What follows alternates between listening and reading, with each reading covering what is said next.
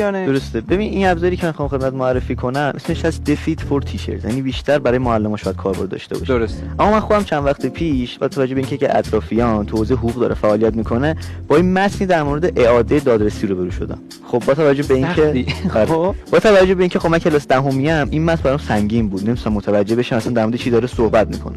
سر همین رفتم و دنبال ابزاری گشتم که بیاد اینو برام من راحت‌تر بیانش بکنه، علاوه بر اون یه خلاصه متن به من بگه.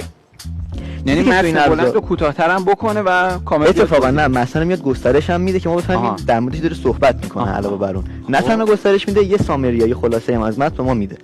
حالا میخوام ابزار خدمت معرفی کنم، اسمش از دفید فور تیچرز. خب حالا ما استارتشو میزنیم. من میام سراغ متنی که باش برخورد کردم، در مورد آیین و آثار اعاده دادرسی بودش. خب منطقه من نمیتونم مثلا متوجهش بشم.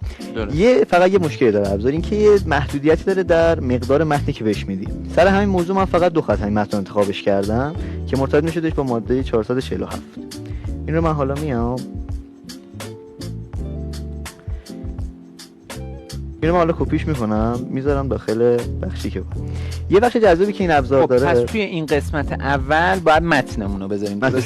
خب یه بخش جذابی که این ابزار داره من جایی ندیده بودم، حتی مثلا چت جی پی تی هم باهاش صحبت می‌کردیم و میگفتی که بیا لول و سطح رو بیار برای من دانش آموز دهم، چه این کاری انجام نمیده، به دل من نمینشست.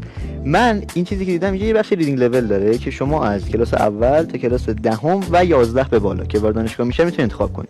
من اومدم همین تنس گرید گذاشتم.